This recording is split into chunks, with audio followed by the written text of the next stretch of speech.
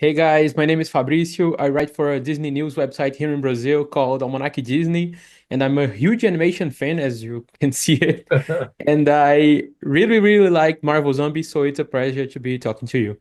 Awesome. I would like to start to talk to Bryan because I know that Marvel Zombies has a lot of similarities with What If, especially in the character designs, in the look of the show, and etc.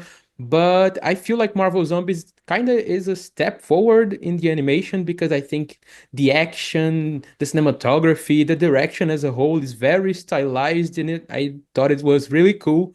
So I was wondering, what was the tone that you guys were looking for while working on Marvel Zombies? And how was it to create this whole visual and action and everything? Well, yeah, it is kind of a born out of the What If, so that kind of predetermined the style. But every season of What If, we were trying to keep fine-tuning it to what we had always wanted. We made it, we developing the first season like, here you go, and we're like, ah. And so it was we were basically we didn't get able to put in all the bells and whistles in the look that we wanted to. So second season came around, we are able to add a little bit more.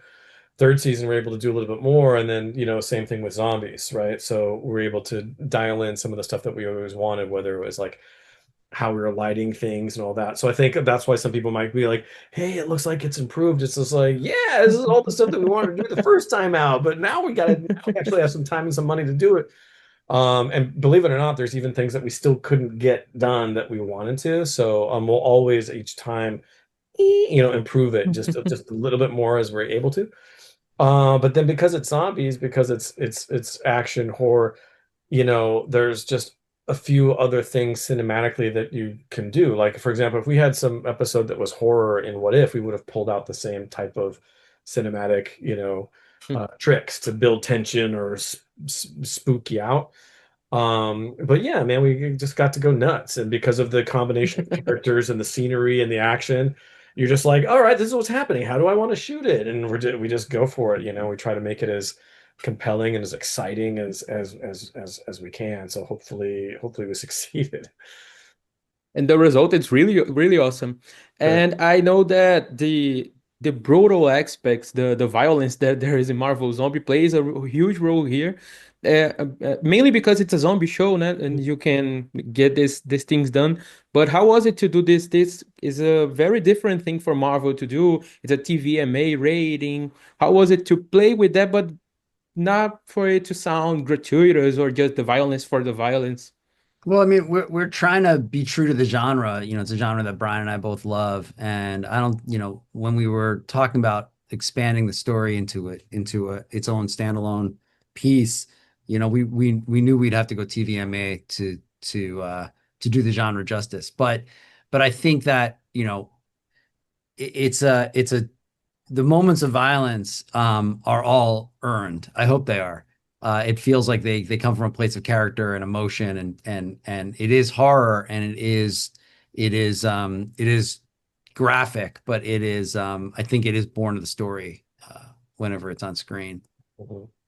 Brad, and Marvel is having Marvel Animation specifically is having a great year between Your Friendly Neighborhood Spider-Man, Eyes of Wakanda, and now Marvel Zombies. I know there's a new season of X-Men 97 coming in the future, but I would like to hear from you. What can you tell me about what we can expect for the future of Marvel Animation? What kind of stories do you want to tell specifically through the animation medium? Well, I'm excited that we're gonna have shows that come out every year starting next year. X-Men 97, Friend Neighborhood, Spider-Man.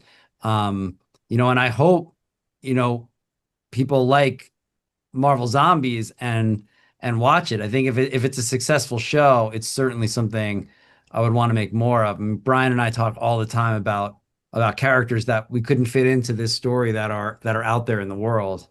Right, Brian? Yeah, absolutely.